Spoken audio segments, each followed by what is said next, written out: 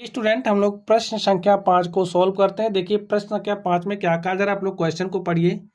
एक वृत्त जिसका व्यास 40 सेंटीमीटर है कि एक जीवा 20 सेंटीमीटर लंबाई की है, तो इसके संगत छोटे चाप की लंबाई ज्ञात कीजिए। चलिए हम लोग सॉल्व करते हैं और देखते हैं हमारा सॉल्यूशन क्या होगा। तो स्टूडेंट आप लोग समझिए, हमारे पास क्या है, एक वृत्त है और ये जो वृत्त है जिसका व्यास क्या में दिया गया है, समझिए ए क्या है, वृत्त का केंद्र है। ए क्या हो गया, वृत्त का व्यास हो गया। जो वृत्त का व्यास है वो हमें 40 सेंटीमीटर दिया गया है, ठीक है, कि एक जीवा 20 सेंटीमीटर लंबाई की है। अब इसकी कोई एक जीवा ले लेते हैं, ये वृत्त की जीवा हो गई, और ये जो जीवा है इस जीवा की लंबाई कितना है, 20 सेंटीमीटर है।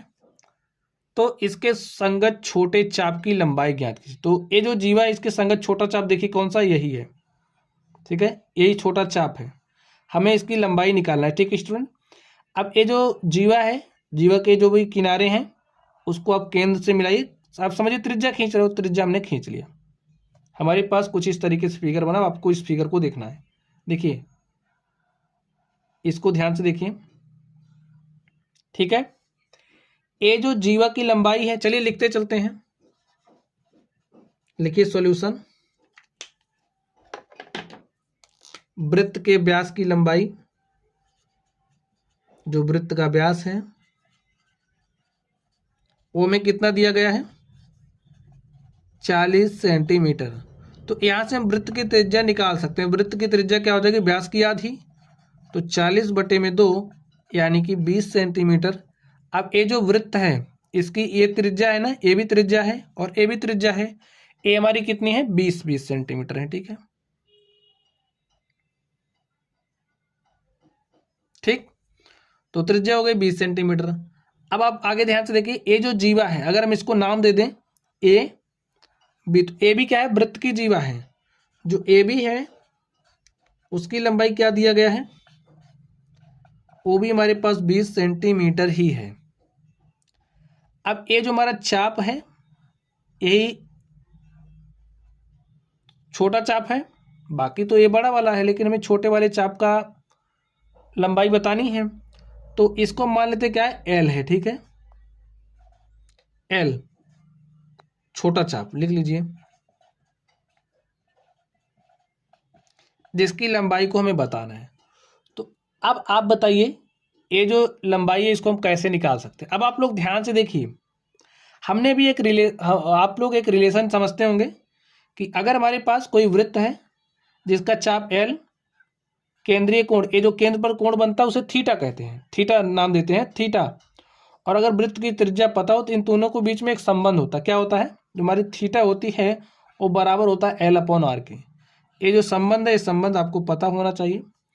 अब आप लोग ध्यान से देखिए, ये जो त्रिभुज है, इस त्रिभुज को आप ध्यान से देखेंगे, ये जीवा है, ये 20 सेंटीमीटर है, ये जो ओ ए है, एक वृत्त की त्रिज्या ये भी 20 सेंटीमीटर है, वो भी क्या है, त्रिज्या ये भी 20 सेंटीमीटर, तीनों 20-20 है। तो अगर आप लोगों को समबाहु त्रिभुज के बारे में पता हो तो समबाहु त्रिभुज को तीनों भुजाएं क्या होती हैं, समान होती हैं। तो यहाँ पर तीनों भुजाएं क्या है, समान है, इसलिए ओ ए बी क्या हो गया, एक समबाहु त्रिभुज है। और हम जानते हैं जो समबाहु त्रिभुज होता है, समबाहु त्रिभुज के तीनों कोणों का मान बराबर होता है, प्रत्येक कोण 60-60 डिग्री होता है। तो यहाँ से ये जो केंद्रीय कोण है, हमें केंद्रीय कोण का मान मिल जा रहा है थीटा। थीटा कितना है, 60 डिग्री मिला ना। थीटा कैसे निकाला, लिखिए, चूंकि ओ ए बी एक समबाहु त्रिभुज है, समबाहु त्रिभुज है। अब स्टूडेंट्स आपको थीटा का मान मिल गया है, त्रिज्या आपको पता है, तो ये जो एल है चाप की लंबाई, इसको आप निकाल सकते हो, फॉर्मूला यही इस्तेमाल कर दीजिए। देखिए क्या हो जाएगा, देखिए theta is equal to L/R।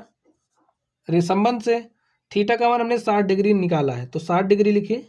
L हमें प्राप्त करना है, एल का मान हमें निकालना है, और आर देखिए कितना है, 20 सेंटीमीटर। यहाँ से देखिए आर 20 सेंटीमीटर है, तो यहाँ पर आप 20 लिख दीजिए। और अब आप इसको सॉल्व करिए, देखिए क्या हो जाएगा, एल इज इक्वल टू क्या हो जाएगा, 60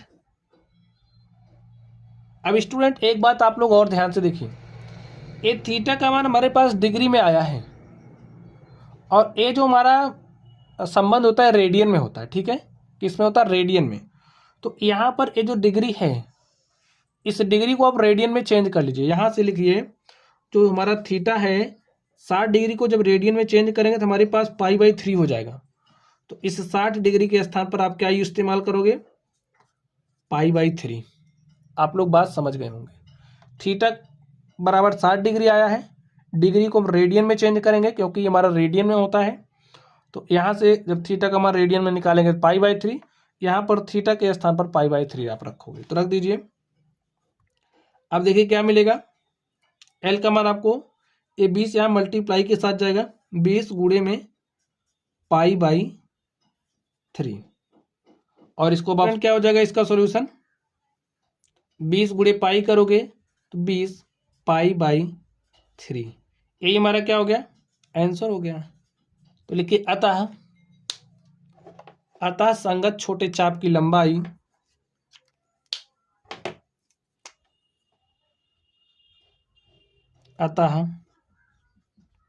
संगत छोटे चाप की लंबाई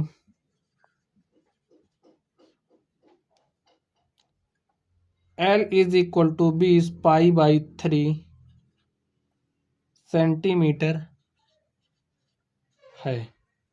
तो चलिए स्टूडेंट्स, आप लोग पढ़ते रहिए। अगर आप लोगों को कोई भी डाउट हो तो कमेंट बॉक्स में कमेंट करना। वीडियो पसंद आए वीडियो लाइक कीजिएगा, चैनल पर नए हो तो चैनल को सब्सक्राइब कर लेना।